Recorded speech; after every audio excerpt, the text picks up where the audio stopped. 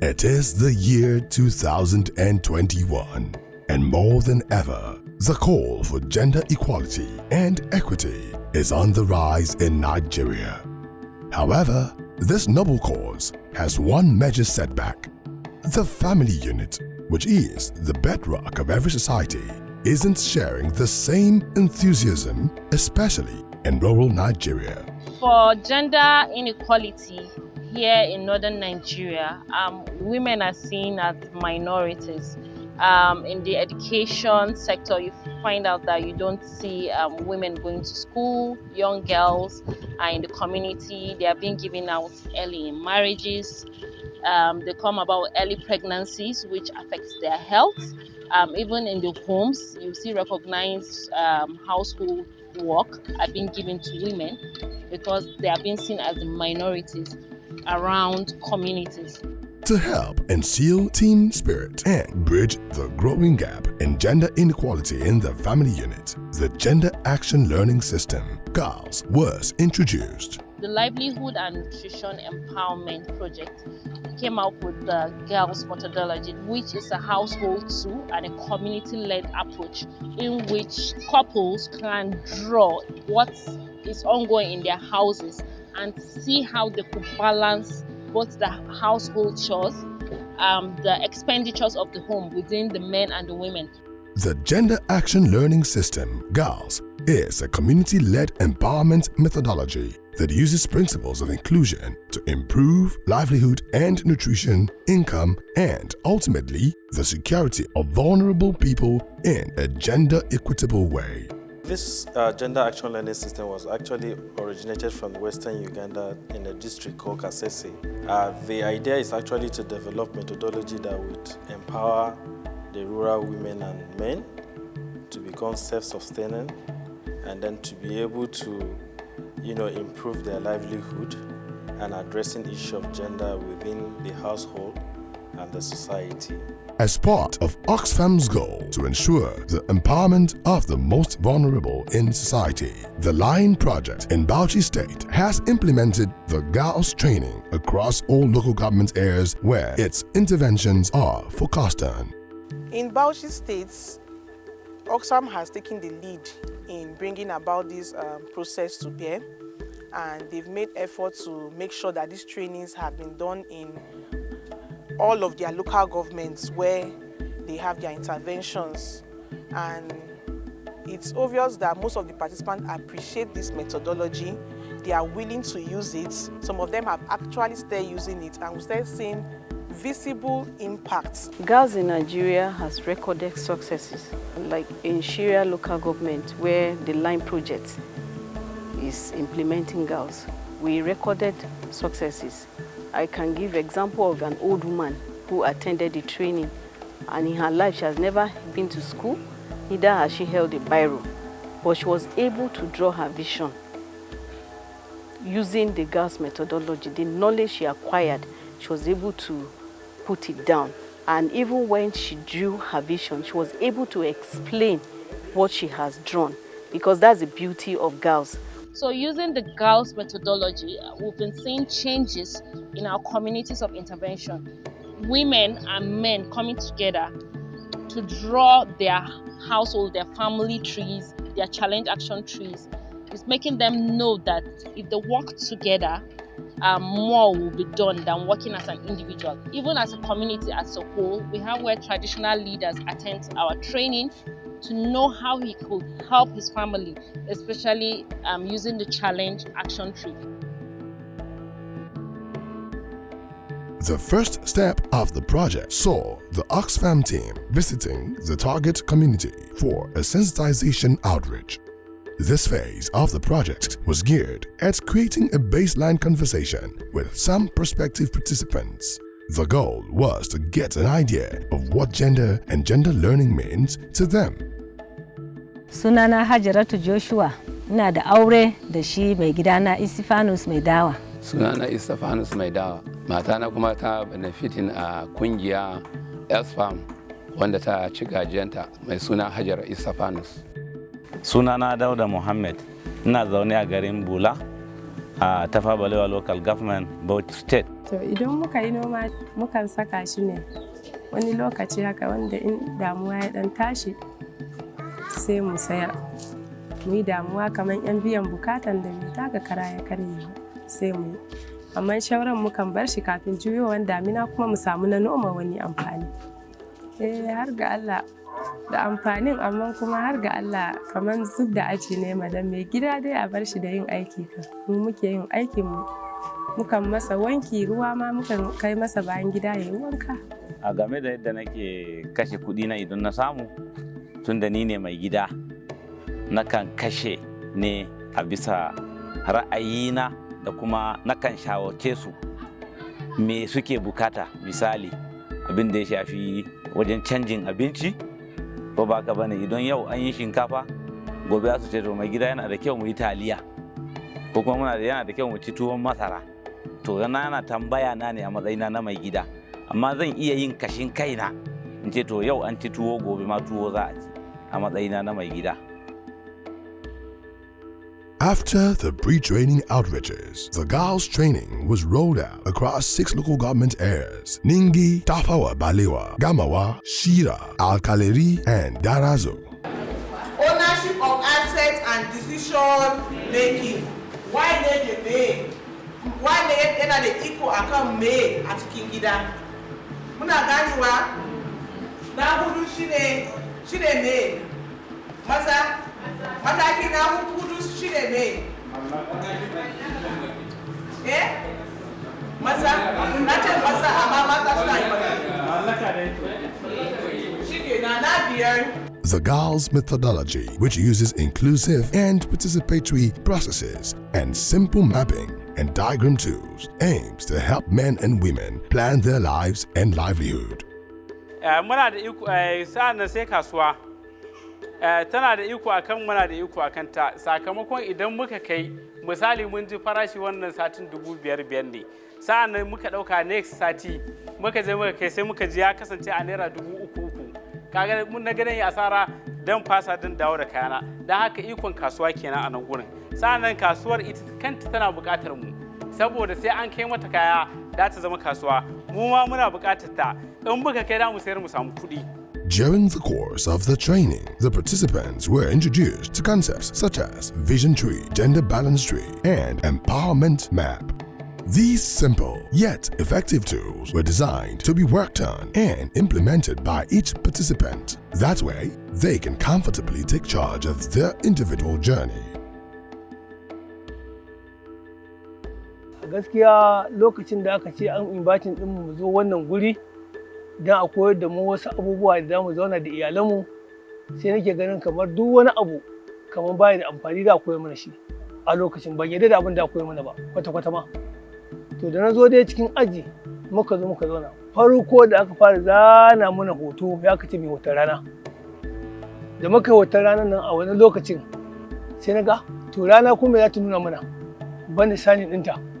Cikin wani lokacin da Allah ya taimake mu dai ina zaune da aka zo ana bi sai muka ce aka zano na abu aka ce hangen nesa. Wannan bishiya ta nuna mana yadda da mu zauna da mazajenmu, mu haɗa kanmu da 'ya'yanmu gaba ɗaya don samun kwanciyar hankalinmu da jin daɗi. Reshen ƙasa ya nuna mana yadda da mu nemi hanyoyin da da mu sayan da mu nemi kuɗi na kan kanmu. Sannan na biyu ya nuna mana yadda da mu nemi kuɗi domin cikin gidanmu. Mun fahimci wannan, mun je mun samu ci gaba tsakanin ni da mai gidana, yanzu an koya mana yadda ake tattali. Gaba da mu gyara insha Allah, ko yanzu ma mun fara ganin gyara a wajensu. After the trainings were rolled out, the participants took their newly acquired knowledge back home and shared what they have learned with their family members. Assalamu alaikum, ni sunana Mustapha Abubakar Gaji. Akasarinmu da Oxfam ta taimake mu, mun ji daɗi mun mora. A bana ina cikin wayanda aka ebe mu ma muka je interview ta Tafawa Balewa, aka koya mana tsarin daidaiton iyali, an koya mana tsarin hangen nesa, an koya mana tsarin bishiyan iyali, kuma mun zo mun gaskiya wannan ma a gurin mun sake samun ilimi mai ƙarfin gaske da abin da aka koya mana mun zo muna gwadawa har muna gwada ma wasu 'yan uwanmu ma a gurin su ma suna jin daɗi. Wasu ma sukan biyo mu har gida su tambaye mu ya za mu yi kaza ya za mu yi kaza mu ce ga yanda Oxfam ta koya mana ga yanda ta koya mana ga yanda aka koya mana. Amma ga tsarin a rubuce ko za ka bi ka gani za ka amfana, mu ma mun amfana gaskiya mun ji daɗi alhamdulillah. All households were encouraged to be involved so that a vision and plan can be built that reflects the interests and priorities of all. Training ɗin da aka mana da yanayin zamantakewa yanzu ya canja. Canji kuma yanzu da wanda ba za mu iya zama da mai gida mu yi shawari na wani damuwarmu a cikin gida ba baya fuskantar ya zo ya sami shawari mu yi. Amma tun da aka mana wannan training yanzu ko me ya faru duk abin da za a yi a cikin gida zai iya samu na mu yi zama. Mu zauna mu yi shawari da shi kamar aikace-aikacen cikin gida da a yanda kafin a mana training idan na tashi aiki ko da aiki ya mun yawa ba zai damu da aikin da nake yi ba ga yara ga aiki, amma a duk training da aka mana yanzu aiki yana mun yawa kafin ya fita ma sai ya taimaka mun ya ga mun gama wa'insu ayyuka a cikin gida tukun kafin shi ma ya fita. Kuma game da yanayin ɗan sana'an da yanzu na kama yadda da nake ɗinki ba na tanadin komai, amma yanzu ya kai ma cewa yanzu har na saka kiwo a wannan training da na yi kuma na ƙaru da shi. Yanzu abubuwa komai nawa ya canja da yanayin kafin samu wancan training. Consequently, the girls' methodology has recorded tremendous success across the various local government areas of Bauchi State, where the training has been implemented. Hakika akwai darussan da na koya. Na koyi darussa da dama akan zuwa na bita azare, wanda da abin ban ɗauke shi da muhimmanci ba. So, musamman ma ni mazaunin karkara ne, to bayan na je na dawo sai na ga akwai abubuwan da suka canza a cikin rayuwata, musamman ma ni da iyalina. Wanda da zaman da muke yi zama ne kawai na je kana yi ka, wanda ma ba mu san ina muka nufa ba. So yanzu bayan wata 2 ko 3 mun dawo, a gaskiya abubuwa da dama sun canza musamman ma a cikin gidana. Kuma da muka je bita azare mun fahimci abubuwa da yawa. Ha na zo ina nuna wa mata 'yan uwanmu ga yanda muke yi, mun yi rawa, mun yi drama, mun yi wannan da abubuwa da yawa haka ne. To mun samu ci gaba tsakanina ni da mijina. Da muna dan wata hayaniya amma yanzu duk mun bari. Abokiyar zamana har tana irin wannan miye ne ya saka daga wannan ko kuɗin da kuka samu ne ko miye na ce a'a ai ba shi bane ba, wannan ilimi ne, ƙarin ilimi muka samu. In ke ma za ki iya yi, za mu iya gwada miki ke ki fahimta. To assess the impact of the training, the Oxfam Line project team paid a follow-up visit to some of the participants. Sunana Istafanus mai dawa. A gaskiya bitan da muka je mun koyi abubuwa da yawa wanda ya bani zaman lafiya da iyalina, akwai zaman kauna. Duk wani abin da muke yi yanzu a tebuli ɗaya muke yi, ko kuɗi ne muka samu da mun zo me za mu yi a ciki, za mu kasafa shi, wannan ya wuce wajen makaranta, wajen sabulu, wajen su ne duk sai mu haɗa kai mu je mu sayo. Yana faman dafa abinci. Na cire kayana na shiga zan karɓa ya ce mini a'a in bari shi zai dafa abinci. Haka ya gama dafa abinci ya fitar da su duk ya kawo ya zo ya ba mu mun ci. A nan ne na ce lallai training ya yi amfani kuma na ji daɗi da wannan ɗin. Na biye da shi a wannan training da muka karɓa ya nuna mana abubuwa da dama wanda za mu iya yi a cikin iyali don mu sami ci gaba a cikin rayuwa. Kuma ƙarin bayani, yarana wanda muna haɗa kai mu je gona tare, mu yi komai tare, wanda ma kila kun gani. So wannan bitan gaskiya mun gode maku ko kungiyan Oxfam wanda kuka zo kuka ziyarce mu, wanda kuma da bayanin da kuka mana mun je mun gani zahiri, kuma yanzu in Allah ya yarda bana ma niyan da muke ciki mu ci gaba ya fi wanda da muke, da kuma abubuwan da muke yi muna so mu ci gaba mu fi haka. Gaskiya wannan bita da aka mana mun ji daɗi sosai, ya kawo mana gyara game da zamantakewanmu da mazajenmu. Da zaman da muke yi su shara da wanki mukan ce mai gida ba dai yi wannan ba, ko da aiki dai yi yawa ma mata mai gida ba dai ba, sai dai mace ta yi ta gaji, ta yi har ta gaji, mai gida ba dai taimaka ba. Amma yanzu sanadiyan zuwa wannan bita da muka je gaskiya mun karu sosai. In dan yi aiki mai gidana yakan taimaka mu, yara na kuka yana rike mu, kamar gyara gado ma shi yakan gyara mu. Hatta 'yan uwanmu wanda muke zanne da su a cikin gida, har ga Allah abun ya amfane mu sosai sosai. Suna zama da a sanadiyan naira 20 in babu a kayan miya yakan kawo a yi ta faɗa ana tashin hankali. Amma tun da muka je muka yi wannan bita muka dawo, nake ce musu gaskiya fa gida ba fa na mai gida shi kaɗai ba ne, mace da miji da su haɗu su taimaka da juna wajen kula da yara da wajen ciyar da su. Gaskiya mun gane wannan a taimakekeniyan yana ƙara mana son juna, da kuma yaranmu idan suka ga muna yin haka, to su ma kawai suka ce to yanzu mama da baba kan kowa na son mu, kowa na wanke mana yara, kowa na mana wanka, kowa dai sayo mana kaya, kowa dai mana wanki. Saboda haka gaskiya wannan bitan mun samu karuwa sosai, kuma mun gode wa Canada. Muna godiya sosai gaskiya, irin wannan ana kara wayar mana da kai. Gaskiya da muna cikin wani duhun jahilci ne, amma yanzu wallahi mun faɗaka. Gaskiya muna godiya sosai. Mun gode yayin.